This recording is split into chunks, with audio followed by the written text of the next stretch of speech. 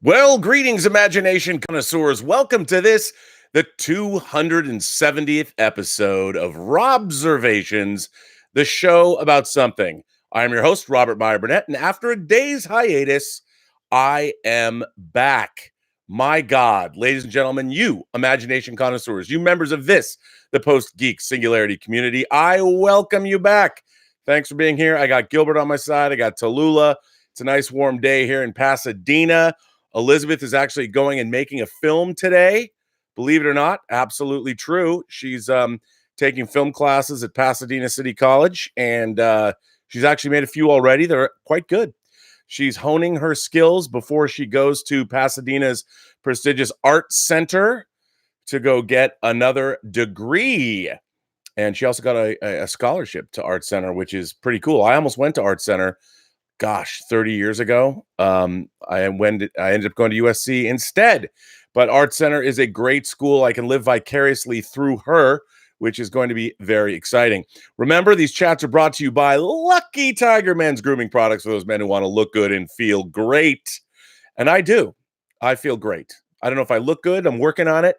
You know, I'm getting ready to, I'm getting a little fuzzy, scruggy, whatever you call it. I need some beard maintenance. I got to get in there and do some sculpting, which I haven't really done before. I guess I need the tools. I don't know if I have the talent. But anyway, this episode of Robservations is going to be a little bit different. It's going to be more, I'm going to tell you, ladies and gentlemen, gentle beings, people from all over the spectrums, everywhere. This is going to be more of a little bit of a confessional episode of Robservations. That's right. Some things have gone down that have made me think a lot about my own career and other people's careers and just where we're at as a people in this fine post-geek singularity that we live in. But first, ladies and gentlemen, man, do I have to lead with this. As many people know, the latest meme burning up the charts, for those of you who don't know, but how can you not know? Okay, Boomer. That's right. Okay, Boomer. It's basically an insult that young people throw at their elders. And unfortunately, as I read it online, a lot of people don't quite understand what a boomer is, nor do they understand millennial or Gen Z. And far be it for me to define those, because I don't. If you want to be one of those groups, I don't want. Who am I to prevent you? But let me read this article, and I'm telling you, it's from Fox News already. Tyler McCarthy wrote this article, and here it is. William Shatner gets into Twitter feud with millennials calling him a boomer. He said, quote, "That's a compliment for me." Or he would say, "That's a compliment for me." I love this. Star Trek actor William Shatner got into a heated Twitter exchange with millennial users who incorrectly targeted him with the popular "Okay Boomer" jab. For those unfamiliar, "Okay Boomer" is a popular phrase used to dismiss the opinions of baby boomers that younger people deem irrelevant or uninformed. Shatner was commenting on a back and forth between Dancing with the Stars host Tom Bergeron and viewers, upset about Sean Spicer's continued presence on the show when one of his followers directed the "Okay Boomer" jab at the 88-year-old actor. Shatner was born in 1931 and is, by definition, not a boomer. "Sweetheart, that's a compliment for me," he wrote. After Billy E. or Could Livenhope at Could Livenhope said, "Okay, Boomer," Shatner responded, "Sweetheart, that's a compliment for me." And then an answer came back. Billy E. or I Could Live in Hope said, "I'm not really into pejoratives, but what's the term for people when they can't interpret a joke?" the user replied. Shatner fired back, "Millennial?" He continued, quote, "I feel it's like one of those childish insults in fandom that seem to affect the delicate types to the point they melt down and go over the rest of our heads as something ridiculous," he wrote. "If the person posting it thinks they're making a dig, they are the fools." Someone else chimed in. Mel Wants Snow said, "Artie's sick of this okay boomer nonsense.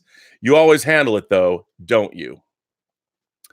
While the original poster stopped responding, another user chimed in noting that OK Boomer is not for the boomers that understand shit, it's for the ignorant ones like you. The Star Trek actor did not let the insults stand. And just what are we ignorant about, Courtney? We don't understand struggles, war, depression, economic, not personal, inflation, double-digit prime interest rates, he retorted. That's when the user made the argument that millennials inherited hardships from the boomer generation. Another slight that Shatner couldn't abide. Quote, and the meek shall inherit. Is that all your generation does, is point fingers and blame others for their pity parties? You don't get a participation trophy for life. You take what you get and you play your best hand. It's been that way since forever, he tweeted. The duo then argued back and forth for several hours about whether or not they are a boomer or a millennial, respectively. Courtney DeCamp said, I wouldn't think you would be one of the ignorant ones. It's okay for the boomers who don't realize that the hardships that millennials inherited are not their fault, that these kids are trying to survive a world that has all but been destroyed and doesn't make them lazy. I said I'd wear that with a badge of honor. Unlike you, the generation's designation doesn't define me, nor am I too worried about getting labeled because it makes no difference to me. You seem to be obsessed, blaming other generations. Some millennials are pushing 40. You aren't even kids, Shatner wrote. And Courtney DeCamp wrote, and if that's the case, then cool, I'll take the millennial title. That aside, if you are not a boomer, as you say, why are you so offended by a phrase that can't possibly pertain to you? Just feel like fighting on Twitter today? Shatner concluded, her bio says she's an actress. No production wants someone who blames their situation on everyone else. That's diva-esque. She's entitled to her opinion, but she isn't doing herself any favors by pretending she's siding with millennials while pretending she's not one. Well, leave it to William Shatner and his social media campaign to stir up the pot. And once again, I have to say that I love William Shatner. Everyone knows I love William Shatner. I made a movie about my love of William Shatner. It's no secret. But the man is going to be 89 years old in March of 2020, and he is still going strong. And you've got to give it up for a guy like him because he does not live life on anyone else's terms. But every time I think about William Shatner, which is probably more than I should admit, I do hold him up in my mind as an example of a life well lived. And this is not just because I made a movie with him. What's interesting in my life, when I was a small child, 5, when I started watching Star Trek, he was my hero, not William Shatner, but the character he played, James Tiberius Kirk, was my hero and has been my fictional hero. I think everybody has a fictional hero. Everybody has, people they look to, whether it's a character in literature, whether it's a character on television, a character in the movies, or somebody real that you might not have ever met, but you still admire. Like I'm a big fan of Winston Churchill, for instance. And there's always people that you admire. And I think as you move through life, assuming one of those people doesn't have a fall from grace, and we've seen a lot of those of late, which is unfortunate, that your relationship with your heroes, fictional or otherwise, changes as you get older. And not necessarily for the better or worse, but it just becomes different. And in the case of William Shatner, I will always love Captain Kirk. But in meeting the man and watching what's happened to him since I've met him personally, it's been pretty astonishing to watch. For instance, after we made Free Enterprise, he did an album with Ben Folds, Has Been. I mean, that was pretty amazing. Then, of course, David Kelly cast him in The Practice and then later in Boston Legal, where he got to spar and work with another one of my favorite actors, James Spader. And he won 2 Emmy Awards. When most people are winding down a career, William Shatner was just beginning yet another phase in his. Now, if anybody knows anything about William Shatner, he hasn't always been successful. After Star Trek went off the air after 3 seasons, and it barely made it to 3 seasons, it's not like he became a megawatt star during the 70s. He had shows like Barbary Coast, which was on for 1 season. If I don't even think it made it 1 season. He was in movies like The Devil's Reign. It's not exactly he didn't cross over like Will Smith. He wasn't the Fresh Prince of Bel-Air that then later became one of the biggest movie stars in the world. He lived some life. He hosted Rescue 911. He sung Rocket Man at the Saturn Awards in the late 70s. He's done a lot of crazy stuff. But I've always admired him, and I've always followed what he's done in his life.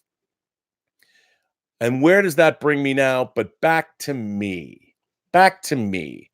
A couple of things happened over the last couple of days that I find a good example of how people are perceived, not just in Hollywood, but in their chosen professions. Now, it comes as no surprise to me because I'm one of those people that I grew up admiring filmmakers. I wanted to make movies since I was a little kid, and the first person whose name I recognized as far as movies were concerned was George Pal. I love George Pal because he was a name I saw on War of the Worlds, When Worlds Collide, Conquest of Space, Destination Moon. These were my favorite movies when I was a kid, and I'd watch them over and over again on Sci-Fi Theater. And I remembered his name because his name was George Pal, like he's your pal. I figured he'd be my pal too if I ever got to meet him. So he was my first hero. And in my mind, George Pal was a mythical figure. He was he was God. He was a magician. He made movies, which he obviously walked on some other plane of existence because I can't even imagine. And he wasn't even the director. He was just the producer. So the first person I admired from the movie business was a producer. And I didn't even know what that entailed. I didn't even know what George Pal actually did. All I know is that he produced movies that I, as a 5, 6, 7, and 8-year-old, loved. And that meant he was okay by me. So I loved him. The next person whose name I remembered in movies was Ray Harryhausen. And I think part of the reason I remembered Ray Harryhausen was not just I love the movies, but his last name was Harryhausen, which was just at the time the coolest name I'd ever heard. Ray Harryhausen. And you know, Ray, how can you say the word Ray and be a kid and not think of death rays or ray guns or something? His name was Ray Harryhausen. And basically his job was, if he wasn't making monsters, he was making flying saucers crash into the Washington Monument in Earth versus the Flying Saucers. I mean, these were people that I loved, I admired, I wanted to read about them, and I bought books about them and wanted to know about their career. And this is way before the internet. But these were people that were, in my mind, magical. And then as I moved through my life and I started to become a film fan when I was able to get a VCR back in 1980 and really start studying movies in earnest, rather than just going to them in the theater, you could bring them home and watch them over and over again. And then my heroes became people like Stanley Kubrick. And of course, my genre icons like David Cronenberg and John Carpenter. All of these people. And what they did was magical to me. And I wanted to do that. Well, over the course of my 31-year career myself in Hollywood, I've had many ups and downs. And I certainly have not had the consistency of a career that I would have hoped. I would rather have spent the last 30 years, well, 20 years really, writing and directing movies. That's what I would have liked to have been doing. That said, I've done a lot of fun stuff that has fed into my film interest. I made one movie, and when it didn't make a lot of money and I wasn't being clamored, nobody was clamoring for me as a director, I was able to be at the right place at the right time when the DVD world hit. And I just come off a free enterprise, and suddenly I found myself making documentaries for the very movies that I loved growing up as a kid: science fiction, fantasy, horror. So suddenly it was almost as if I made my film, and that was my thesis film, And the new part of my life, getting a master's degree and then I guess a doctorate degree, was I spent pretty much the next decade and a half learning more about my craft, working on movies like The X-Men, like Lord of the Rings, like Chronicles of Narnia. I mean, I made incredible documentaries. I was traveled around the world. I got to live in foreign countries and be places, and that was amazing.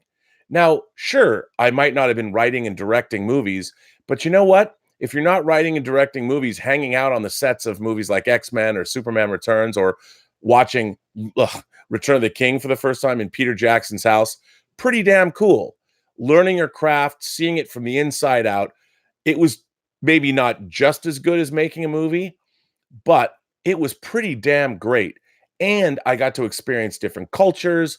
I got to live in places I probably never would have lived in on studio money, which was terrific because your budget that the studios gave you had to cover your travel and expenses while you lived in foreign countries.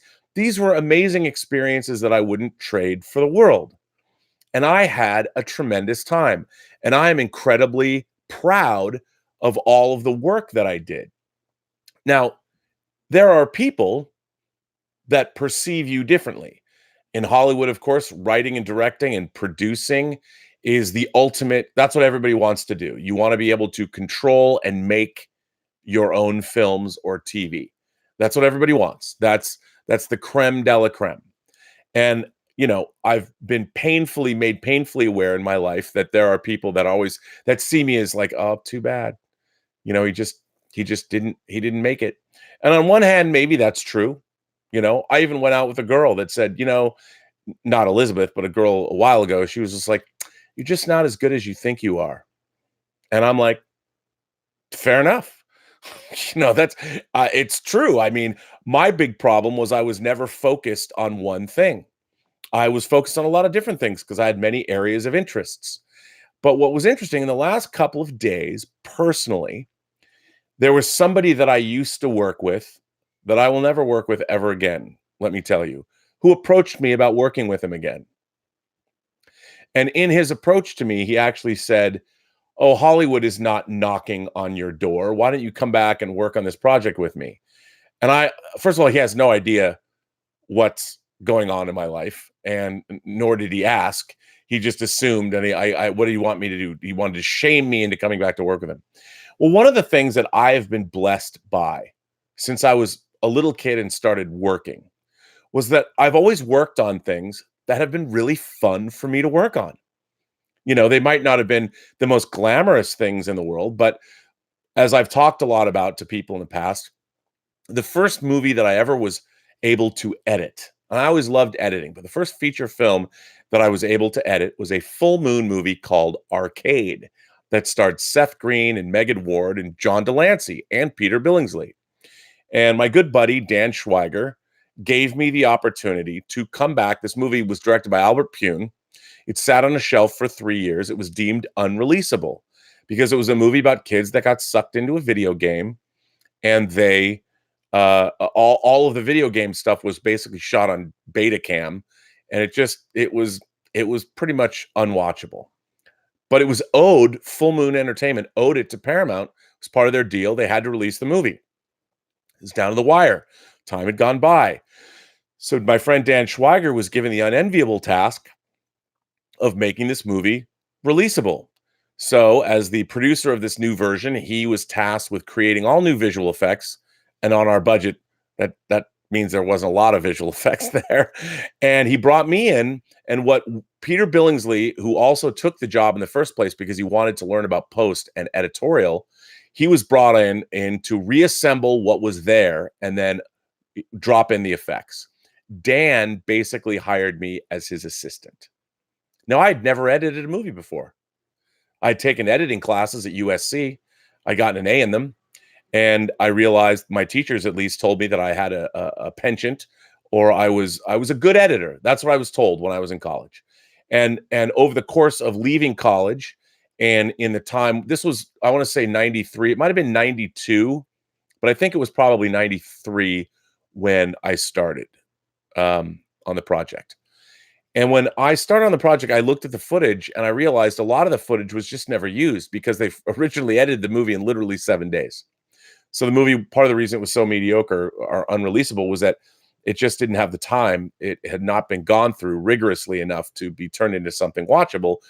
So I said to Dan, I called him up and I said, hey, man, can we re-edit this movie? Even Peter Billingsley said to me, our mandate's not to re-edit it. And I said, yeah, dude, but we're supposed to fix it. So, and Dan's like, hey, man, I don't know. And so they asked, Dan asked Charlie Band if we could, and they gave us 10 minutes. They said, you can re-edit 10 minutes of the movie. Well, Peter and I did. And we were editing on a tape-to-tape system, a 3/4-inch system. This was pre-Avid, pre-nonlinear editing. And you can imagine editing linearly on a tape-to-tape system. It was better than cutting film, but there wasn't film, even though it was shot originally on 35, but the visual effects were not on film. So it was a nightmare. So we cut the 10 minutes, we turned it in, and people, they loved it. Charlie Band was like, I had no idea this kind of a movie was here. So that began an odyssey that lasted 6 months. So Peter Billingsley and I recut this entire movie on a tape-to-tape system, which took forever. We were at a place called HMA Video on Victory Boulevard, right by Olive. I love that place. We got served lunch every day. Post-production houses in the early 90s, mid-90s, even into the 2000s were the best. In Hollywood, they were the best places. I loved hanging out at them. But over the course of that movie, Peter and I basically taught ourselves everything we needed to know about post because we oversaw every bit of post-production, not just the editorial, but the sound design, everything. It was a glorious time. I got to work with Alan Howarth, who worked with John Carpenter on many of his scores. And when we didn't know something, like, for instance, the colorists and the people that we went to deal with the onlines, we would go to one of the post-production houses at night when we had to work at night because it was cheaper. And we'd take the guys out to Tony's, Little Tony's, that's in North Hollywood on Lancashire. We take them out for beer and pizza, and we'd ask them questions in an informal setting so we didn't look like idiots. And that's how we sort of learned. When we want to learn something, we're like, oh, got to take the boys out for pizza again, pizza and beer, and ask our questions so we didn't look dumb because we were supposed to be in charge.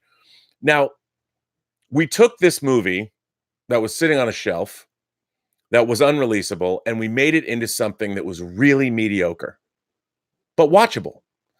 And I was damn proud of that mediocrity. I spent next to almost a year of my life working on Arcade. And of course, they couldn't pay me halfway through. So I basically was like living on Peter's floor at one point or whatever. But we learned everything that we could learn about post.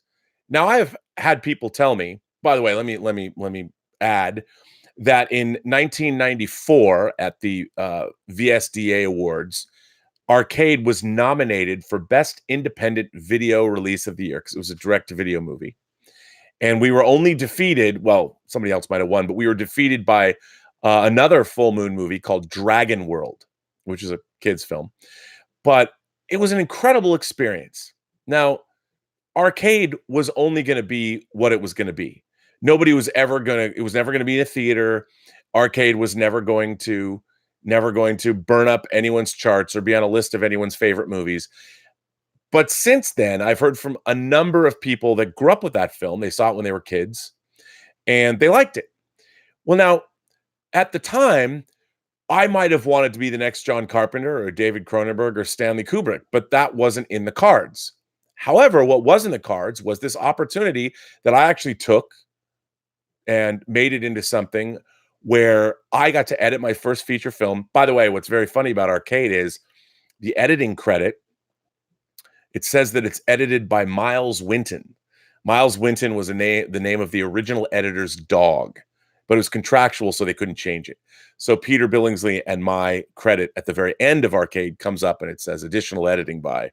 Well, in Hollywood, additional editing can mean many things. In this case, we completely restructured the movie. We rewrote the monsters, Arcade's dialogue. I mean, we did everything. And by the way, David Goyer wrote Arcade. Yes, that David Goyer. So what was interesting was we took this opportunity. I spent a year of my life learning post. And while people were never going to ever point to Arcade as being a cool movie, or nor is it look back fondly on it as, say, Tron or something, I had a tremendous time working on that film. Not only did Peter Billingsley and I work 24/7 on it, but we became good friends, and we had a pretty interesting social life because, young dudes out in Hollywood working on a movie, and we really were working on a movie. Girls could come visit us at the edit bay. It was very impressive at the time, and the whole thing was a lot of fun. Now, would people I know in the industry or would people I've never met who are looking at my IMDb page know anything about me? If they saw Arcade, they'd be like, I've never heard of that. Well, in my mind, that was one of the most significant filmmaking experiences of my life that I wouldn't have changed for the world. Wouldn't have changed it for the world. Which brings me back to being contacted by this person that wanted to work with me again, who said, well, Hollywood is not knocking on your door.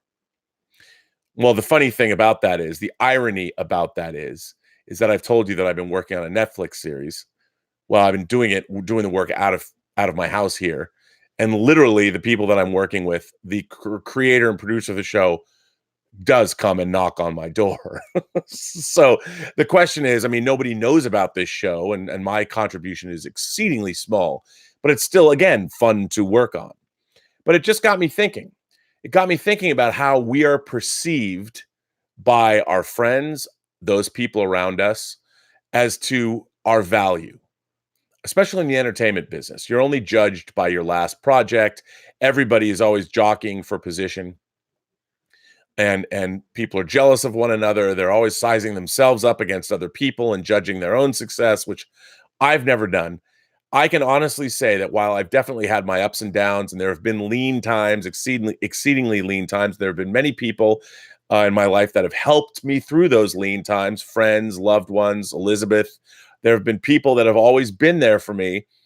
But the experience of working on these projects, I've always had a good time, and I feel extraordinarily blessed for everything that I've been able to experience in the industry, even when I've been stabbed in the back or things haven't gone my way. For the most part, I've had a lot of fun. And and I'm still having fun working on various projects. I'm buried under work. I do these YouTube shows. Why? Because I'm having a good time doing them. I didn't know they would be fun. YouTube was not something I didn't wake up one day and go, hey, I'm going to go be a YouTuber and talk to my imagination connoisseurs, my Post-Geek Singularity community. I did that because it seemed like a fun thing to do. And this 270 episodes later, it's still a fun thing to do. And if it's not fun anymore, I won't do it. But it is fun. And I feel that when John Schnepp asked me to be on the 6th episode of what was then AMC Heroes, I was like, okay. Now, what's really interesting is my little crew of people, whether it was Eric Wallace, who's now the executive producer of The Flash, whether it was Mark Altman, who is the creator of the CW's Pandora, whether it was Dan Weber, whether it was a lot of my friends, we all used to appear on this TV show that was on the Sci-Fi Channel in the 90s called SF Vortex, that was hosted by Blind Date's Roger Lodge. Before he hosted Blind Date, he hosted this show. And we used to we were on TV being pundits. And we would be in this place called the War Room, where we would debate various sci-fi topics of the week. I got to go on with Stan Lee once, and that was fun too. So going back onto YouTube and becoming a pundit, when I think back, I used to get paid to go on television on the Sci-Fi Channel in the 90s to talk about this stuff. And it's something that I don't really remember. It's not, but when I think about when people have asked me, well, who are you to be able to go onto YouTube? And who are you to be able to pontificate about this stuff? I'm like, I'm a professional science fiction, fantasy, and horror. I'm a professional genre pundit. I did write for Larry Flint's Sci-Fi Universe magazine that Mark Altman and Chris Gore created before going on to SF Vortex. So I've done a lot of different stuff. I've been lucky to be able to turn my fandom into a career, but also use my fandom to inform the things that I've done professionally. So this guy who wants me to come back and work with him tries to, I don't know, shame me or insult me into coming back and working with him. And I'm like, why would I do that? You're not going to pay any attention to what I'm doing, and you're just going to insult me. So I should come back and work for you? Why?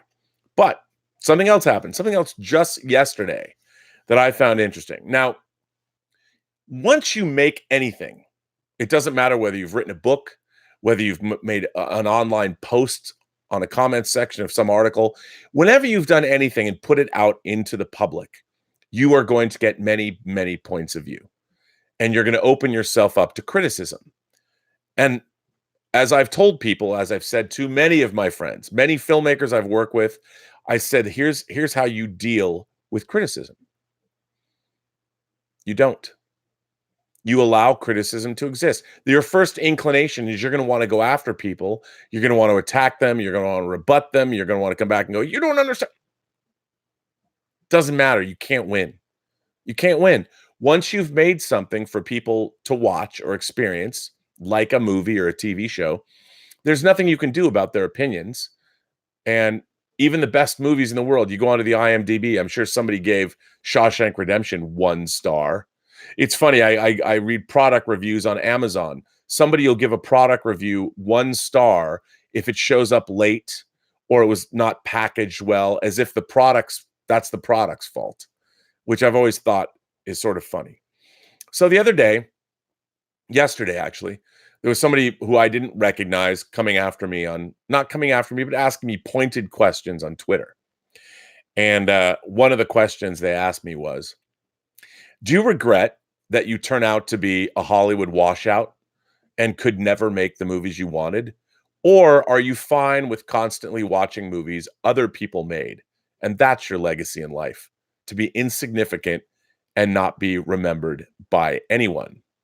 And then they followed up. I'm saying this as a fan. You have a lot of potential.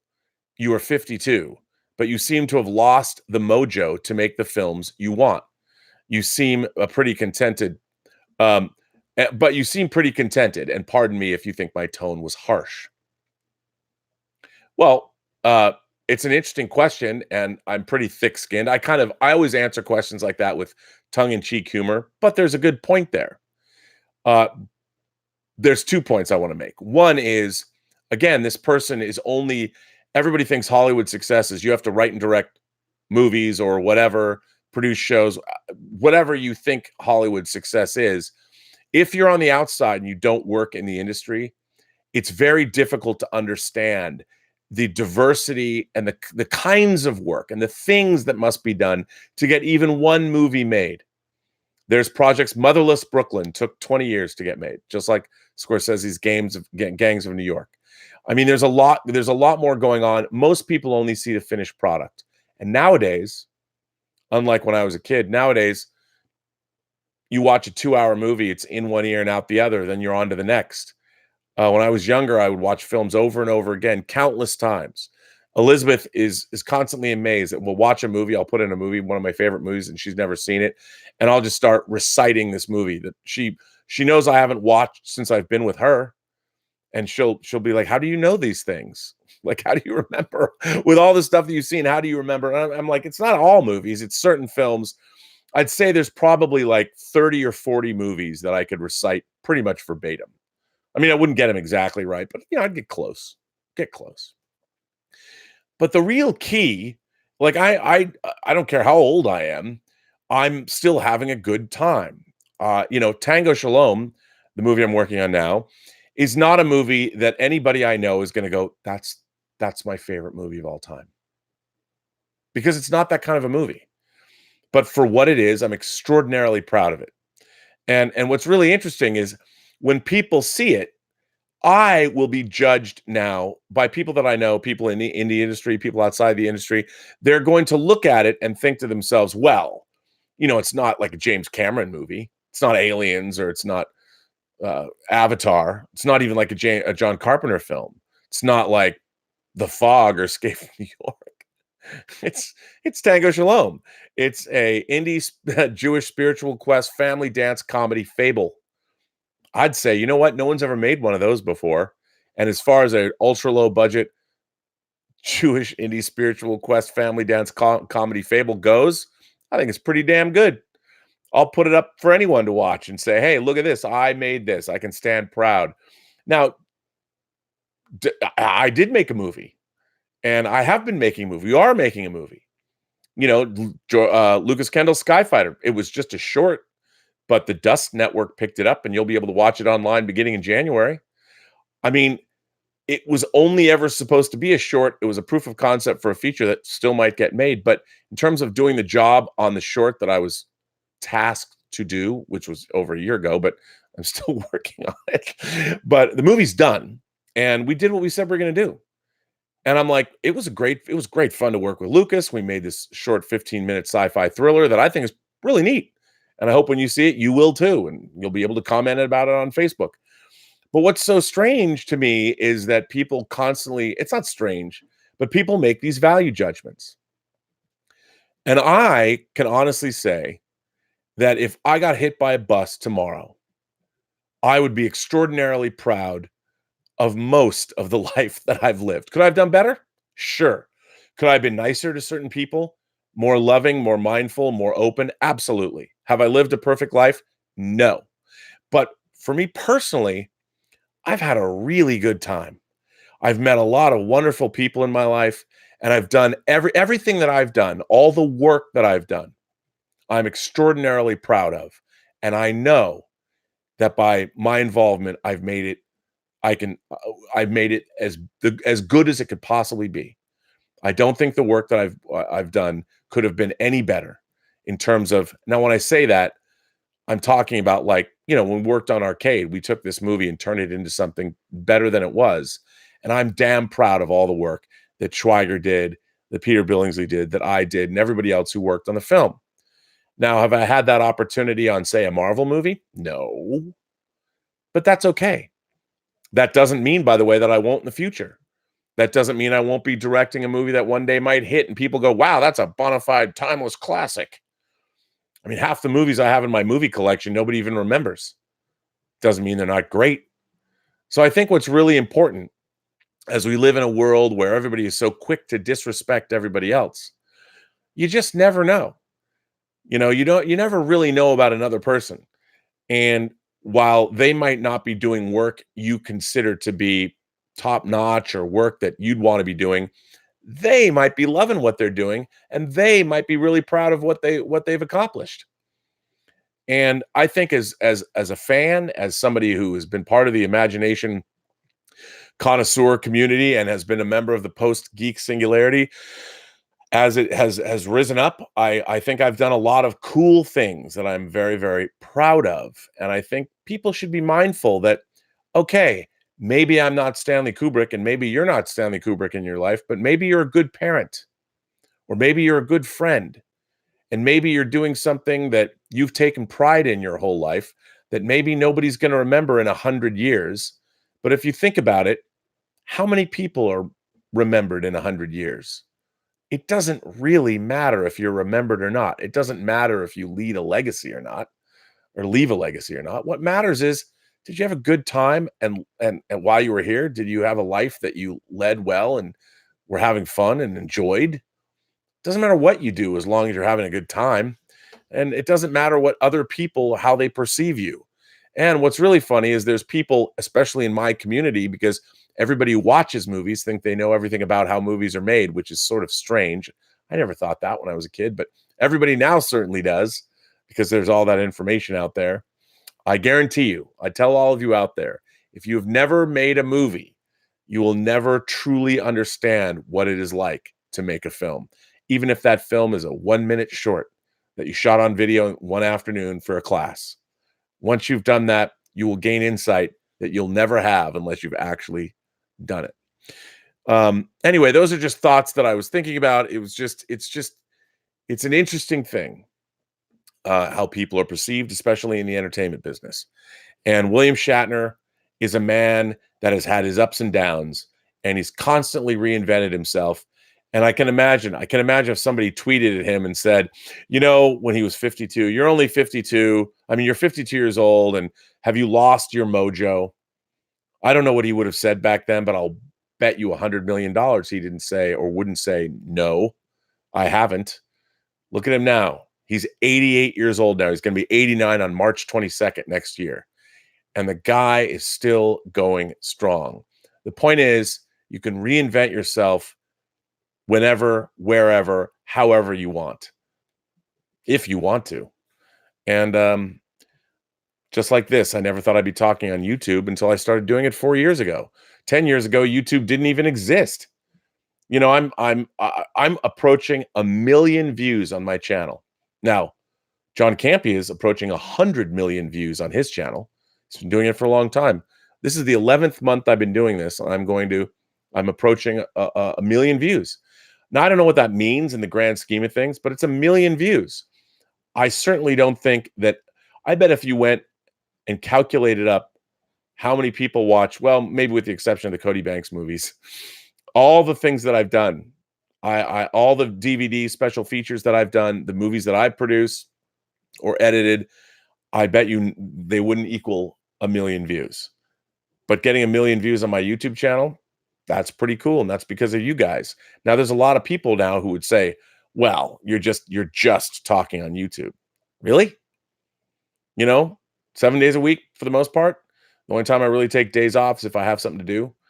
You know, I'm not trying to pat myself on the back here, but it is something to be done. It's content. You're creating anything. And what's so great about now, the world we live in now, is we have this technology. Anybody can turn on their computer and start talking to the world. Anybody. That's why I say every person you meet has a story to tell you have yet to hear. All you have to do is listen. If nothing else, how great is it that we have a platform like YouTube that have given just about anybody who wants a voice? Might be shouting out into the wilderness, but it's a voice that 10 or 15 years ago they would never have had. So, you know, everything is all relative. I just like the fact that I can still take Hot Toys action figures onto someone else's show, who pays me, by the way, to go on a show and talk about toys. I mean, I live in that world. That's pretty cool. Anyway, I know this is not your normal topic on Robservations, but I thought it was worth chatting. It was just something on my mind. And, you know, sometimes it's like Star Wars, Star Trek, blah, blah, blah. As a matter of fact, my feed is so choked with videos about the failure of Dark Fate, how Star Trek sucks, how Kathleen Kennedy should be fired. I'm like tired of it. I wanted to talk about something today like, William Shatner at 88 gets into a fight on Twitter with some people. I'm like, that guy is such a baller. I love William Shatner. I'll always love William Shatner, and thank God for him. Let's see what you guys have to say. JB Bonifacio. I love that JB, you're always like quick to the gate these days. I love it. JB Bonifacio says, if I can go the rest of my 30s without getting okay boomered by some kid, that'd be nice. You know, my only thing is that I wish people even knew. I think a lot of the people that say, okay, boomer, like I loved this young politician. Did you see this in New Zealand? I guess it was yesterday or the day before. She was talking about climate change and some older dude I guess it was in the parliament chamber, wherever they are. You can look this up. It's great. And she okay boomered that dude who was like heckling her from the cheap seats. I'm like, that's when you pull that out. You know, the proper application of a great meme. Don't underestimate it, because it can be great. And one of the great things about social media is memes. I love it. I love the whole idea of it. And when they're well done, it's great.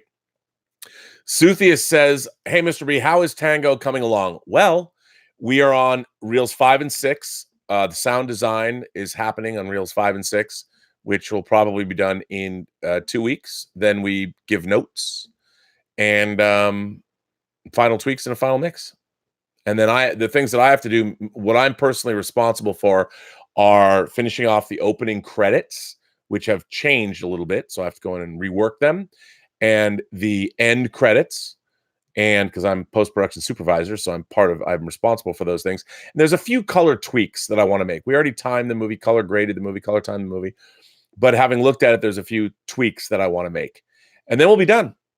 And just so you guys know, people would say, okay, well, now what do? We don't have a distributor. We showed this movie once a year ago to people, and we wanted to gauge their response. And what's really interesting about Tango Shalom is my fellow producer, I don't know if I've talked about this before, is Joel Zwick, one of my fellow producers. Joel Zwick directed My Big Fat Greek Wedding. And he basically loaned his name to the production. So a year ago, when he watched it for the first time, I was terrified. I didn't know what he was going to think of it. If he hated it, would he still put his support behind it? I mean, he's stuck with his name on it. He was the first person literally that in the screening room jumped up and talked about how much he loved the film. And he already, now that he's seen it, what we're doing now that the film is being finished, we're dotting all the I's and crossing the T's. I'm hoping we're going to blow him away. I'm hoping we're going to blow him away because what is next in the process is trying to find distribution for Tango Shalom. Now, I'm under no illusions. Tango Shalom is not a movie that's going to be coming out in theaters anytime soon. It's not. It's just we don't live in that world. What I'd like is to see a streaming service pick it up. I certainly think it's worthy. I would love to get like Amazon if I had my druthers, Amazon pick it up. For those of you who love The Marvelous Mrs. Maisel, but we shall see. I mean, I've worked on this movie for 3.5 years, and hopefully someone will want to pick it up. There's no guarantees, you know. If the movie doesn't get picked up for distribution, we can take it to AFM and peddle it around. But I think it's good enough that I really believe in this film. I think it has a lot of heart. I think the movie works and it sticks the landing. I really do. I think it's a delightful movie. So if you're in the market or know anybody who is in the market for a low budget or an indie Jewish spiritual quest family dance comedy fable, drop me a line. I've got the movie for you. Mark C is here. Mark C says, I'm really upset they cast James Dean in a post-Vietnam film. I'd much rather see a new film noir starring Humphrey Bogart. For those of you who haven't been keeping score, I'm sure you saw it. It blew up on the internet yesterday. There is a company that is creating a digital version of James Dean, and they're going to put him in a Vietnam movie. They're using his likeness. I don't know the ins and outs of it all. Now, here's my objection to that. First of all, one, it's obviously not James Dean. And if you want to make somebody look like James Dean, that's fine. But as far as human history is concerned, in 100 years, are people going to be like, well, you know, James Dean was in 3 movies, you know, what was it? Giant, Rebel Without a Cause. And what was the third one? Why am I drawing a blank on it? Anyway, so he's in 3 movies in his whole life before he dies tragically in a car wreck. Well, I hope that in 100 or 200 or 300 years, someone doesn't think that James Dean was then in 4 movies in his life. And it's kind of terrifying. But on the other hand, what I really object to is one of the things that I think is the best about movies is, look, animated films are different, but we're watching people, you know. Now, we might have incredible de-aging techniques that are applied digitally that we see in movies like, of course, The Irishman, but it's still actors underneath, I'd like to call it now, digital makeup, virtual makeup, whatever you want to call it. But it's still people. I don't necessarily know if I would be that interested in watching film, movies, or just stories. For video games, it's fine because you know they're video games and they're all generated. But movies, part of the appeal, I think, of motion pictures is to watch other human beings on the big screen or on your television screen. You know you're seeing other human beings be put through these paces. And when I talk about verisimilitude, the first step of verisimilitude is sitting down and understanding you're watching a photo play that's all made up. There's where verisimilitude begins. And if suddenly we are now watching digitally created people that have there's nothing analogous to real life, even if they have synthesized voices or whatever, I don't know if I would have any interest in watching stories knowing that they were completely generated if they're live action. With animation, it's different. Because the great thing about animation is you have the added benefit of the art, the design of everything. That's interesting. But I don't necessarily part of the appeal of watching films at a fundamental level is watching the humanness of it all. Watching people's expressions, the twinkles in their eye, the tears running down their faces, the way they smile, their hair blowing in the wind. If it's all a digital creation and it's not a real person, I don't know if I would be interested in watching that anymore. And my question is, if you're going to add a digital person into a movie, a full-on 100% digitally created human being, why not do it originally? Because it's not James Dean. And I will never get past that. You will never have verisimilitude recreating a digital James Dean knowing it's not James Dean. I would never be able to suspend my disbelief. I would be watching it as a curiosity, like, wow, frighteningly realistic, but it's not James Dean. But hey, who knows? Maybe I'll think differently in 100 years. I won't be, when I'm downloaded to the internet and I'm on, or better yet, as I've said to people, I want my consciousness to be downloaded into the mainframe of a generational ship that is making hundreds of years, 100 years or 100 plus years voyage to another star system. My consciousness would frolic around in digital worlds, and it would make sure that the ship is okay during that passage. I'm looking forward to that. As Willie Armstrong, as Louis Armstrong once said, "In my solitude," be pretty good. Haskell 420 says, check your Twitter. Feige confirms Loki scenes will tie into Doctor Strange 2. I'm not sure we've actually acknowledged that before, but it does. Well, you know what? I just assume that all of the Marvel shows and movies from now on are going to tie in.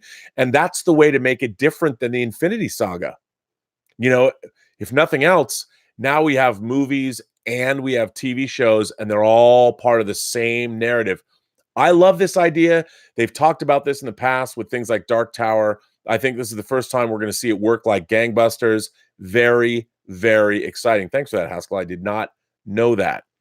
Anthony Gonzalez says, Rob, prove to us you're not a skin job. Well, Anthony, as anyone knows, Elizabeth and I went to the Neotropolis bar, and I will say that Elizabeth and I are, in fact, replicants. We are artificial people. We were constructed, but we have no termination date, no expiration date. So we get to live out the rest of our days, which I'm pretty excited about. That, she and I and the dogs, who are also replicants, by the way, they're also artificial, will probably live forever. Oh, Willow Yang says, what started your love for Richard E. Grant? She asks and says, for those of you who don't know, Richard E. Grant is a character actor who's going to be seen in The Rise of Skywalker, who is one of my favorite actors. And the reason I became a fan of his, he was in a movie, a British film that Americans, I hate to say, we just really don't get. Now, I'm not saying people are going to be like, I love this movie I'm about to mention. Yes, there's a lot of people that love this movie. John Schnepp loved this movie. But it's a movie that a lot of Americans don't get. And the movie is called With Nail and I. With nail, like with a nail that you hammer. With nail is a name. With Nail and I. And it is a comedy, and it is I think it's hilarious. But it is a comedy about basically unrepentant, degenerate drinkers that go off into the English countryside and have a weekend. And Richard E. Grant stars. And it is, hang on, I'm going to find out. I think it's 86. I gotta find. I'm gonna give you the 87. Okay, it's 87, and it was directed by a guy named Bruce Robinson, who also made a movie called How to Get Ahead in Advertising. It starred Michael Caine, about a guy who has a. Well, you need to see it. You should just see it. With Nail and I is one of my favorite comedies, and it's all about drinking the finest ales, and I've loved him ever since. And he's never He was in Will You Ever or Can You Ever Forgive Me? Is it Can You Ever Forgive Me? And he was nominated for an Oscar last year for Can You Ever Forgive Me with Melissa McCarthy, which is a wonderful movie. But I've loved Richard E. Grant. He has diaries you should read about working in the entertainment business. He was in Hudson Hawk. Him and Sandra Bernard are the villains in Hudson Hawk, which no one ever gives him credit for that. That movie just gets written off, but there's a lot to love about Hudson Hawk, including that movie. He was in Robert Altman's The Player as the guy who's one of the screenwriters of the movie that they're making in The Player. That's life. That's reality. He's just one of my favorite actors. But if you haven't seen With Nail and I, look, it's not a movie for everybody. I've shown people With Nail and I, and they're like, I don't get it. I don't think it's funny. But if you ask anyone in the UK, anybody from the UK, anyone who lives in the UK, if you ask them about the movie With Nail and I, they will tell you how much they love it. Or maybe they won't, but I think for the most part, yeah, they're gonna love it. But Willow, that's where my love of, and I think that J.J. Abrams cast Richard E. Grant in the new Star Wars movie. As far as I'm concerned, he should have been Snoke. They should have made him the bad guy. I mean, I have a film that I've wanted to make. If I could make any movie right now, my next movie, if I was going to make another movie, I have a script that I would make. I think it's become a lot less expensive now than it would be if you did it correctly. I want Richard E. Grant to play the villain. Basically the devil. He's playing the devil. I want Richard E. Grant to play that role. If I can make this movie. It's based on a book. I have a screenplay for it. I've wanted to make it since 1987. One day I'm going to, and Richard E. Grant is going to star. You heard it here first. Mark C says, never let someone's big mouth or your ego stand in the way of a paycheck. Never, Mark C.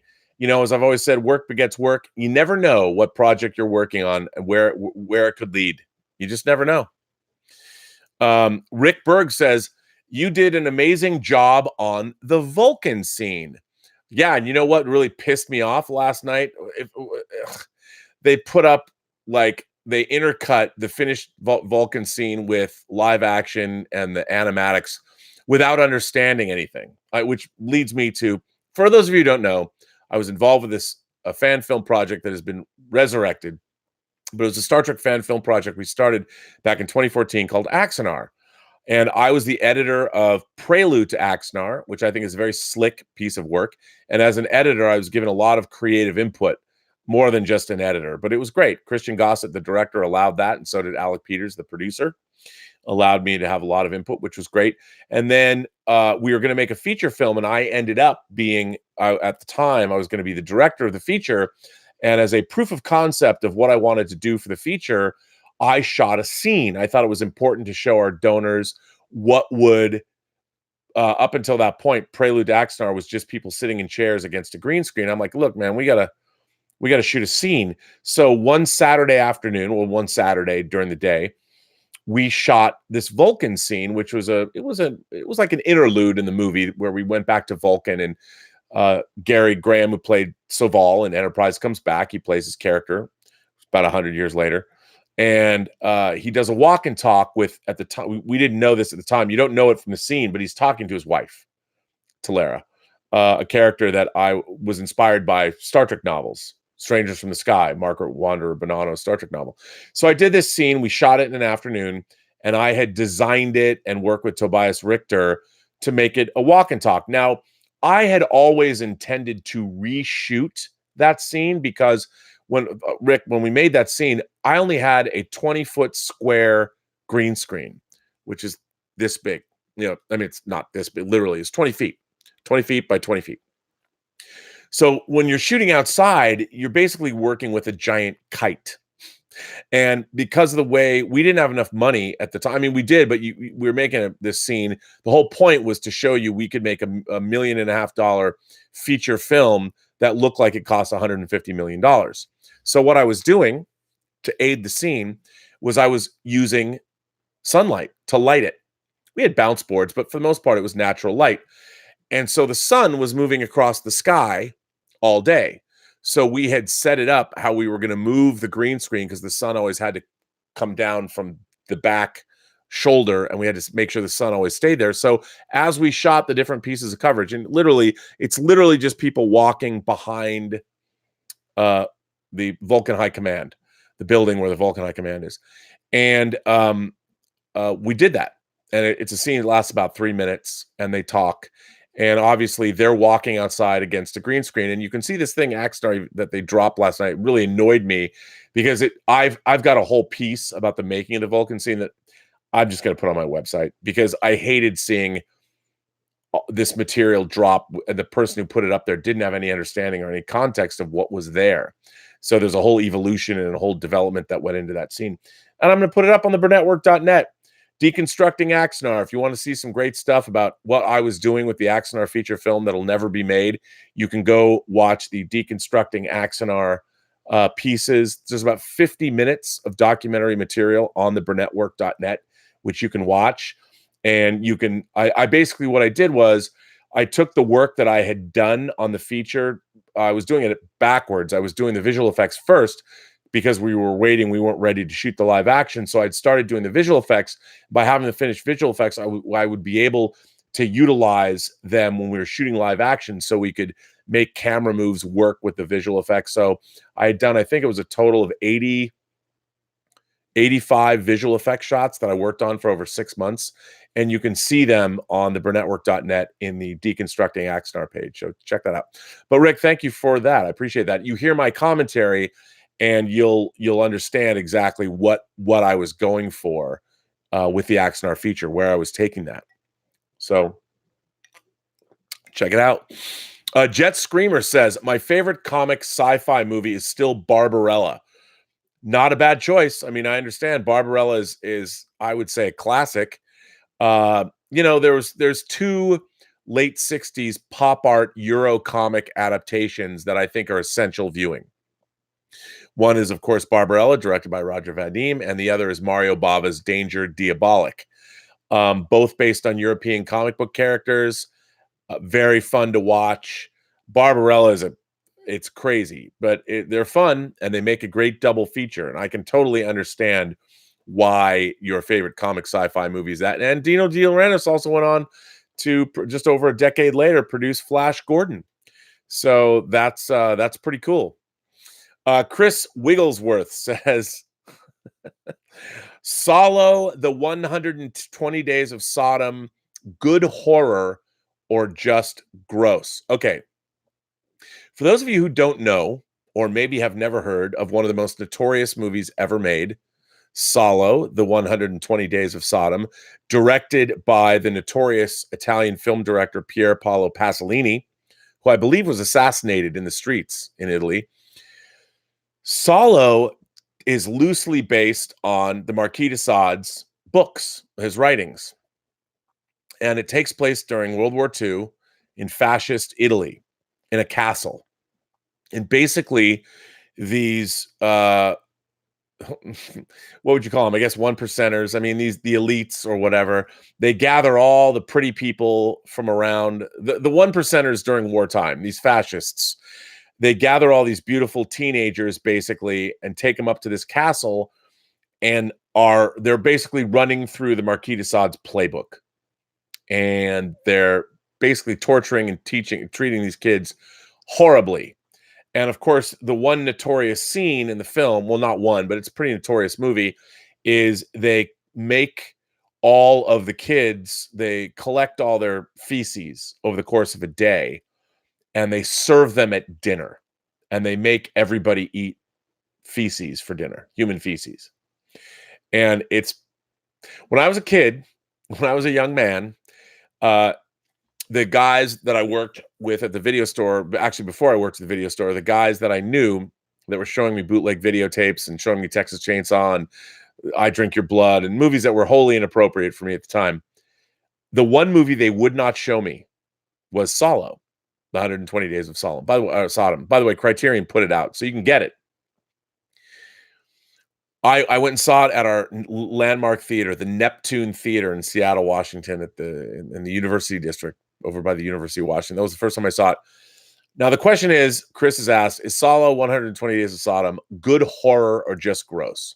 Well, I think it asks interesting questions. It's not, when you think horror, you think that horror movies are going to be fun. Ultimately, they're rides. Whether you're watching Texas Chainsaw, whether you're watching Halloween, whether you're watching Possession or Rosemary's Baby or The Exorcist, they might scare you, they might be horrific, but ultimately, deep down inside somewhere, you're supposed to be having fun. Solo, The 120 Days of Sodom, is not what I would call a fun movie. It is a very interesting movie. It brings up a lot of compelling questions, especially when you go back and you start reading. It made me want to go back and read Desaad to see what he had to say. And it's quite interesting. And I think the movie is definitely worth seeing. It's not for the squeamish. But when you know what's coming, it's pretty notorious. And it's not necessarily a gore fest, although there are some pretty harsh, really harsh things that happen toward the end of the film. And it's more interesting. So I would say it is. I don't think it's just gross. I think it is a horror movie. And I think in a way it is good horror. I don't know if I'd recommend it to everybody. You have to have a strong stomach. By the way, Chris, nice visitor avatar. I like that. You don't see the Visitors logo from the original Visitors, but it just came out on Blu-ray. Sujith says that Interstellar is 5 years old today. The world is a better place because the movie got made. The movie gave us the most accurate simulation of a black hole. You know what, Sujith? I agree with you. I'm disappointed. I read the original script for that film when Spielberg was going to direct it, and it had a very different ending. But I really do. I really admire a lot of what was going on in that movie. I just think that it kind of goes off the rails, but I really do like the depiction of the black hole. It's great to watch. I'll watch as anyone knows, I'll watch anything like that. I mean, bring it on. But it's a very handsomely made film. I think it might be my least favorite Christopher Nolan movie. But I do think it's good. Greg Smith said, ever half-assed something? Why? Regret it? I have. Yeah, that's the problem. I mean, I was having this conversation today about Tango Shalom. I'm like, you guys shot this movie a while ago. It's time to finish it. There's enough with the notes, enough with the things that you're saying. We've got to finish the movie. So everyone says great art is never finished, only abandoned. And I tend to believe that. But you don't want to ever half-ass something, especially if people are going to watch it. I feel if it's not 100%, then why let it go out to the public? I feel kind of that's what's happened to my Axonar project that I was working on, the people that are carrying it forward. I understand it's a fan film, but I feel that it could have been better. But then again, everything can. We haven't seen a finished movie. Midnight's Edge After Dark is here. Have a good time all the time. Viv Savage. I don't know who Viv Savage is off the top of my head. But I like that Midnight's Edge After Dark is here. I do appear. If you don't watch Midnight's Edge when I'm on, you should watch them all the time. See what you have to say about what they have to say. They cover more than just Star Trek too. I discovered Midnight's Edge because of Star Trek, and I was like, man, we do park our shuttlecraft in the same shuttle bay, do we not? And we became friends. Dieter Bastian says, hey, Rob, I just wanted to inform you that Gemini Man is getting a 4K 3D 2D Steelbook release, and you know where you can get it, Rob. Where's my cookie? Well, Dieter, I have to tell you, one of the most exciting things that somebody told me about physical media is that I didn't even look into it. I just went to the link and ordered it. There is a 3-disc box set of the original Rollerball coming out, which, oh my God, woo-wee. And I went and ordered that from Diabolic DVD because they always get things early. They're great. Love Diabolic DVD. Mark C says, have you ever seen the original Death at a Funeral? The British version. Peter Dinklage was so hilarious. They brought him back for the same role in the US version, which wasn't as funny. I have not seen either version of Death at a Funeral, but I've heard that very thing, that it is better. The British version is better. Sujith says, on Miller's Planet, it has been 45 minutes since Interstellar was released. Laugh out loud. Gotta love time dilation plots. Yes, I do love time dilation plots. I think they're all good. Because why not? You do have to love time dilation plots. Let's see. Now, ladies and gentlemen, I have some letters to read. I'm a little backlogged on the letters, unfortunately. But let's see what we got. Let's see what's here, ladies and gentlemen. Uh,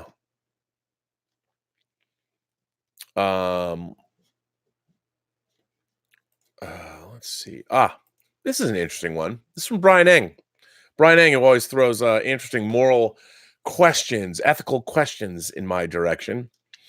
This comes from Brian Eng. He says, "Hi, Rob. I just saw Dark Fate, and I think it's time for a rating between PG-13 and R.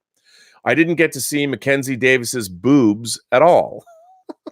Sure, there were blood squibs and curse words, but I don't think that's a huge deal anymore. I say lower blood and cursing to a rating between PG-13 and R." Brian N. That's a funny letter. You know, the rating system is such a strange thing. We in America, like in England, for instance, to me in the United States, I think the most nuclear of swear words is, of course, the C word, cunt. You say that word aloud in a bar, people just stop. But in the UK, people call each other that all the time, and it doesn't say. I probably just demonetized this video with YouTube's algorithm. But you use it here, and it's immediately an R rating in a movie. You know, the word fuck, for instance. If you say that word in a non-sexual context, you can get 1 in a movie. 1. But if you say it in a sexual context or use it with the word, say, mother in front of it, you get an R rating. Well, in foreign countries, especially like in England, they laugh at us, they scoff at us. You can kill as many people as you want in America, but you show a sex scene, which is obviously the most natural thing in the world, and people lose their minds. We have this weird puritanical streak through us that we certainly haven't gotten rid of, and it's bizarre.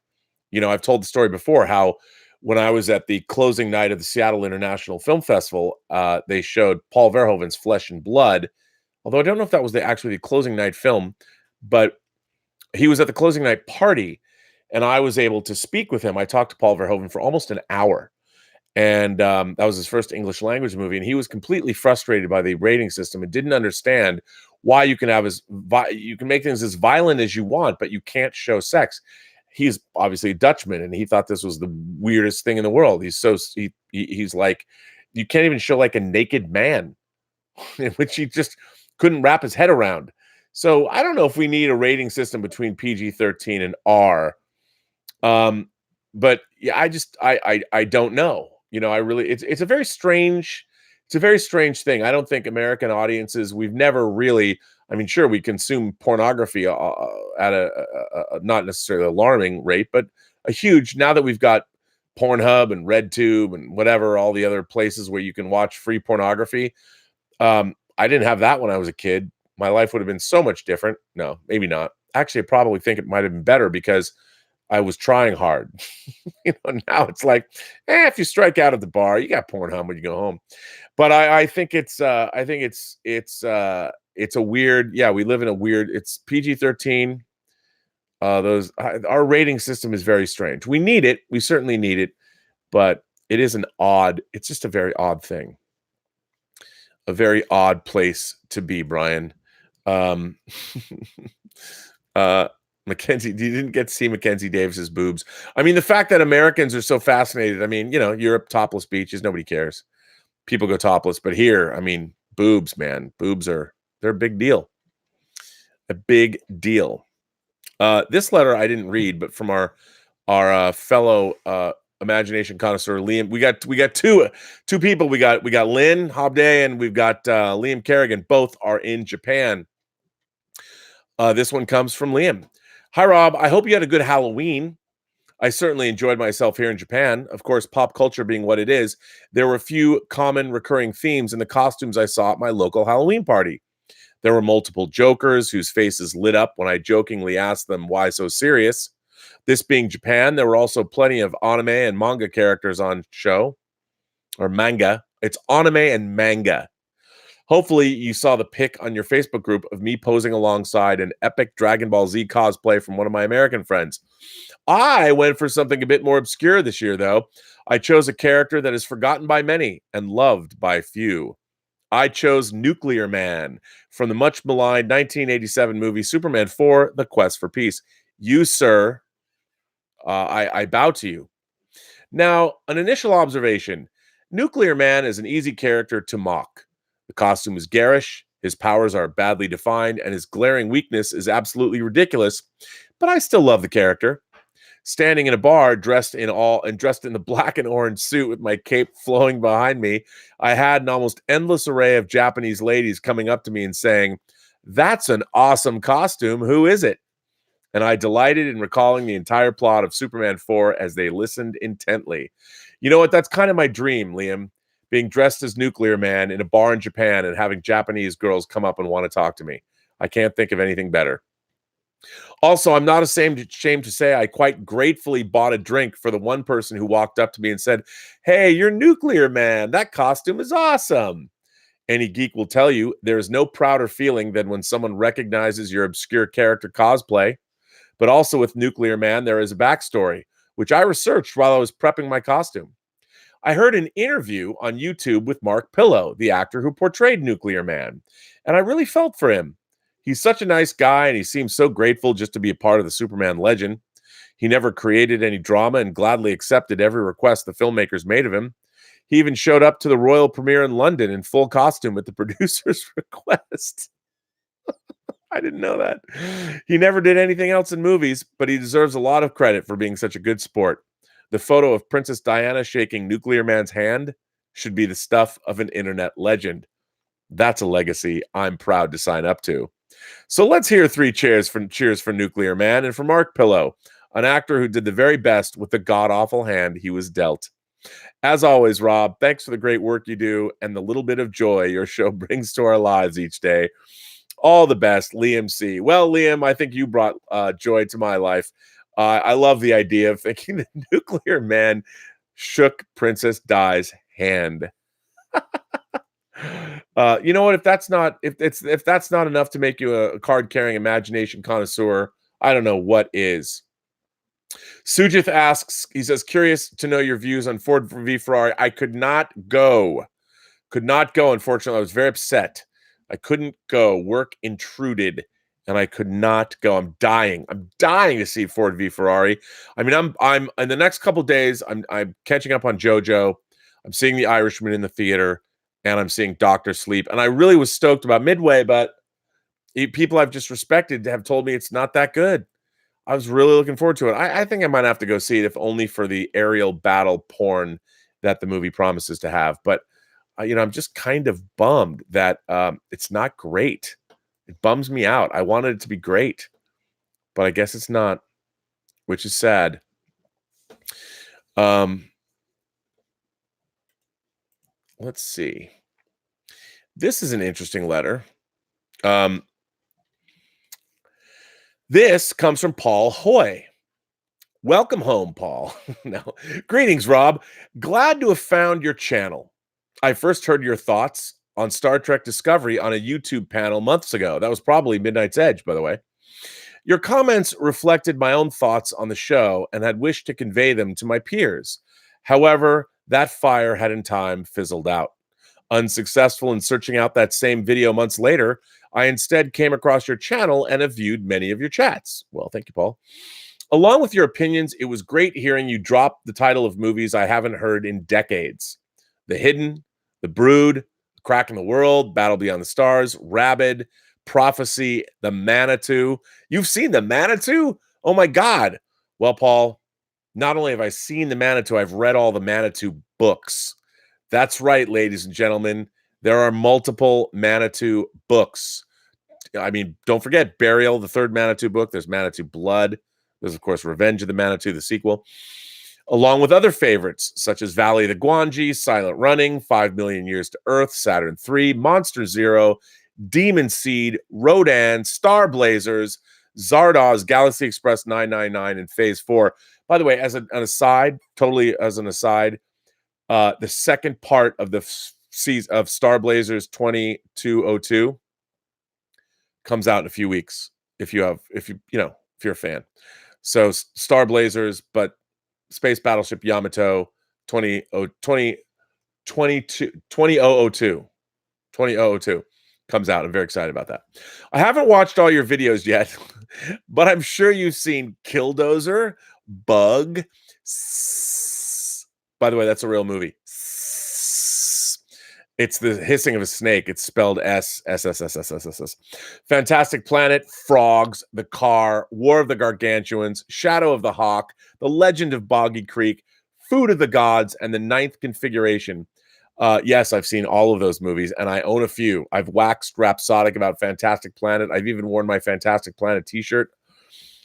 I grew up in the rural outskirts of 1970s Vancouver, surfing all 4.5 channels. So our TV, 4.5 channels. So our TV viewing may have been similar. Unfortunately, such quality entertainment seems to have escaped the viewing of my peers. I love Space 1999 and will still rewatch certain episodes. Hey, it's Ian McShane. But sadly never caught UFO. Bruh, you got to watch UFO. My childhood missed the boat on that one, but the opening theme is really catchy. Also stoked to hear they may make a movie of Hyperion, my favorite book. Dude, Paul, I have told people the Hyperion Cantos, I cannot say enough good things about Dan Simmons' Hyperion and Fall of Hyperion. It was written as one book, but it was split into two. And then he wrote Endymion and the Rise of Endymion, which is also good, but not as good as Hyperion. I hope to see you in Vancouver sometime, if only to ask you, about Martin Landau and the Playboy Mansion. Paul, if I ever see you in person, I will tell you my Martin Landau Playboy Mansion story that also involves Neil Patrick Harris. But it is a story I cannot tell on the show. But it is worth it. Cheers to Martin. God love Martin Landau. And I'm a better man for knowing this story. Actually, it's not just a story. It's something that I witnessed personally. So there you go. And no, as much as you ask, I'm not going to tell that story. No. Well, one of the great things about this show, and one of the things that I've found that people enjoy, is all the stuff I just talk about off the cuff. Look, this morning I was talking to Elizabeth about John Carpenter, and I was talking about Dark Star, which is a movie that Dark Star was the first 5 video cassettes I ever owned when I got my VCR from my bar mitzvah in 1980. I had 5 video cassettes. I used my bar mitzvah money and bought 5 videotapes, and one of them was Dark Star because I hadn't seen it. They never aired it on TV, and it's funny because VCI, the company that put it out on VHS, they put it out on Blu-ray too. And I love Dark Star. I must have watched it, when I was a kid, like 50 times. I loved Dark Star. Nobody talks about it, and now I understand it's very low budget. It's John Carpenter's first feature film. It started out as a 45-minute short that was expanded and released theatrically. I think it came out in 75. I think. But I love Dark Star. And we talked about it this morning, and that's a movie that she hadn't heard of. And, people forget. I mean, I think about these movies, to me, movies that early home video movies, like A Boy and His Dog and Dark Star. I mean, these are science fiction films, mid-70s, dystopian sci-fi, or sci-fi that Rollerball's one of them, The Ultimate Warrior, the Final Program. There's all these movies that I think have passed people by, and you kind of had to be a fan of the science fiction that was made before Star Wars. Star Wars really completely changed the landscape. The science fiction films of the late 60s and 70s, all of those, a lot of them were dystopian, but really interesting stuff, whether it was Soylent Green and the Omega Man and Planet of the Apes, the Charlton Heston trifecta, whether it was Peter Watkins movies like Punishment Park or Gladiatorina or Gladiators or The War Game. There's all kinds of really interesting science fiction films that I own a lot of, actually. Colossus, the Forbin Project, a lot that people just haven't seen them. And all the movies that you mentioned, if you were a fan of science fiction, fantasy, and horror, when VCRs were first available, these were the things you were recording off late night television. and you puzzled over them. And when you buy like Alan Frank's Sci-Fi Now, which I talked about on the show before, and what that book meant to me, you'd page through and see pictures.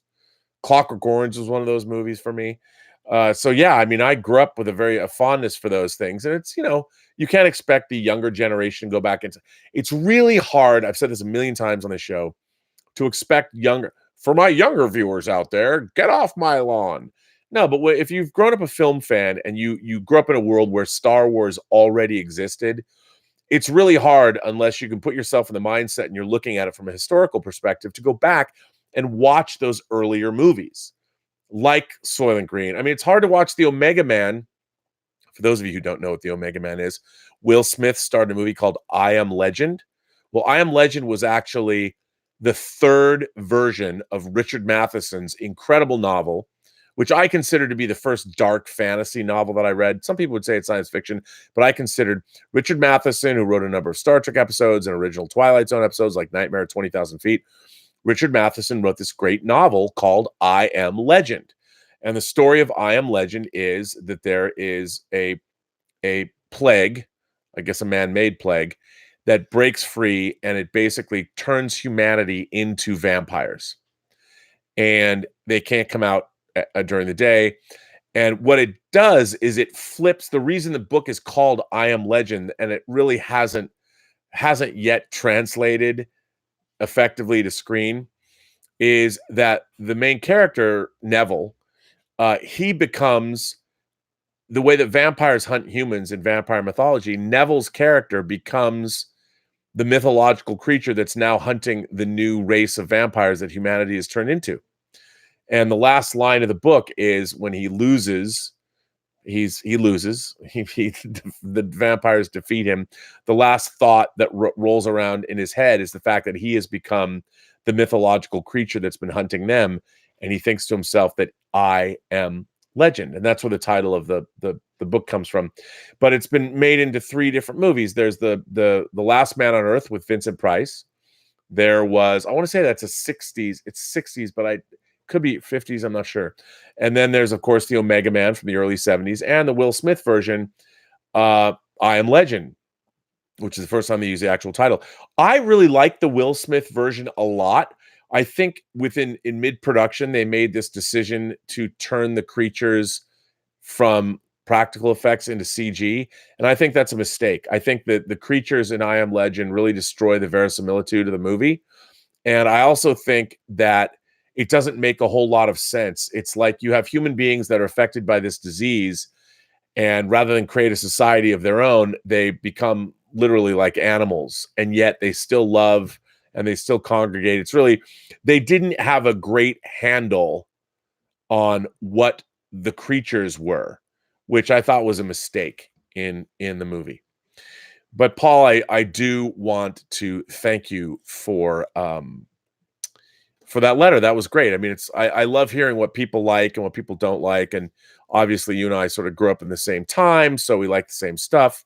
And I think that is always a good thing, to find people, we all park our shuttlecrafts in the same shuttle bay. Anthony Gonzalez says, to me, when it comes to a film like Midway, I care more about the sound and the visuals and the battles and the historical accuracy rather than the characters and the story. I think that it's both, really. But I understand. I mean, look, war films, if you're watching a movie, you want to see war depicted in an entertaining fashion, if that makes any sense. I totally get it. But to me, look, a great war movie has to have great characters and a great story still. And we already have the stories. We know what they were. But, you read about the Battle of Midway, but I like the lead up to these things. I like seeing what happened and who did what to whom. One of my favorite things, and they keep dropping stuff that I really loved as a kid. The TV miniseries Holocaust with Michael Moriarty, with James Woods and Meryl Streep, came out on Blu-ray from CBS. CBS quietly dropped things like Shogun, which oh my God, I have to have that. And they put out Holocaust is exactly a war movie, but I really liked this documentary when I was younger. When it was first on, I was totally captivated by it, and it's great to get that. But I love all World War II movies. One day I'd love to sit down and just take a whole week and watch nothing but World War II movies from like every perspective. Anything from Enemy at the Gates or Stalingrad, which about the Russian experience, to movies like Life is Beautiful. Just watch all the full gamut of World War II films. And I want Midway to be good. I do. But I can understand that. I mean, characters and story, but I still need characters and story. Mark C says, I own Dark Star. Watching it takes dedication. By the way, Mark C, who's a longtime member of this community, I found out he is a pretty great artist, and he did a drawing of Reuben Flagg from one of my very favorite comics of all time, Howard Chaykin's American Flag, with a great rendition of Reuben Flagg, by the way, sort of as if John Byrne drew Reuben Flagg. It was good. That was a good drawing you did, Mark. Nicely done. Mark C says, I own Dark Star. Watching it takes dedication. Yeah, I can see that. I definitely can see that watching it does take dedication. Well, let's see what I got. I'm really excited that I hope we put the Liam Kerrigan letter. I hope we have his picture up on the website of him as Nuclear Man. I got to go check. I don't know. Now I want to know. I'm very excited about that. But yeah, you know what? I have work to do, ladies and gentlemen. So I'm going to bring this chat to a close. It's been an hour and a half. It's been 90 good minutes I've spent with you guys. Oh my God. I just, someone up in the chat, Proteus Crow, as I was just about to come down and end this chat, brought up Sun Classic Pictures. Oh my God. Sun Classic Pictures. If you guys don't know the joy of Sun Classic Pictures, now, they were a mainstay of my childhood in the 70s. The first Sun Classic picture I ever saw was The Outer Space Connection, about ancient astronauts. And the second one, and perhaps their best movie they ever made, was The Mysterious Monsters. Now, these were pseudo documentaries about pseudoscience, and they did the Lincoln Conspiracy. They did In Search of Noah's Ark. They did In Search of Historic Jesus. I mean, and these were in theaters, and they made money. And they made here's some trivia for you. Jim Conway, who directed a lot of Star Trek episodes, modern Star Trek episodes, he directed their narrative feature, say it with me now, Hangar 18, the only movie ever made with a rectangular UFO, which I kind of liked, Hangar 18, which you could probably watch on YouTube. But Sun Classic Pictures, I don't even know how Sun Classic Pictures was brought up in the chat, but it was by Proteus Crow. So Proteus Crow, good on you for talking. I don't even know. I hope you're not bagging on Sun Classic Pictures, because man, The Mysterious Monsters had a trailer. Every kid in my junior high, every kid in my elementary school, at Island Park Elementary School, wanted to see The Mysterious Monsters. They did. Well, ladies and gentlemen, I'm going to bring an end to Robservations chat number 270. I want to thank all of you for being here. I want to thank everybody for supporting the channel, whether it's being here, whether it's sending in letters, whether it's sending in super chats, whether it's signing up the website, the Burnettwork.net. I want to thank you all for participating. We got a great community that's growing here. Gets bigger every day. And I thank you for that. And if there's something you want me to cover or talk about, or something, that send me in a letter, find me on Twitter. You can always find me. I never say where I'm on, but you can find me on Instagram at RMBurnett, find me on Twitter at BurnettRM, find me here, obviously, or go to the Burnettwork.net and send me a letter, and suggestions are welcome. And of course, it's this community, it wouldn't be what it is without all of you and my moderators. Detective Jim Boyers, I've got to say, hey, Jim, how's it going? We've, of course, got Greg Smith, the Honorable Mayor Mike Bodden. I guess, I don't know if you know, he is still the Honorable Mayor. Mike Bodden, did I say that? Did I say he was reelected? I wasn't here yesterday, so maybe he was, maybe I was. No, I don't think I did, but Mike Bodden is now, again, he is our chief moderator, and he runs the website pretty much, but he is still, for another 2 more years, the mayor of Riverdale, Iowa. How many YouTube channels can sport a mayor of an American city as one of their moderators? Although he's not been doing his job. He's been slacking off because of his re-election campaign. And then, of course, we got Terry, the sheriff of Nottingham. We have Jordy Lyons, and we've got Louis Yu, our new moderators. I hope they're having a good time. And we've also got all of you guys. So I just want to say thank you all for being here. Once again, I'm Rob Burnett. This is Robservations, the show about something. And I say, as I always do, every person you meet has a story to tell you have yet to hear. All you have to do is listen. And with that, I bid you adieu, or as always, have a better day.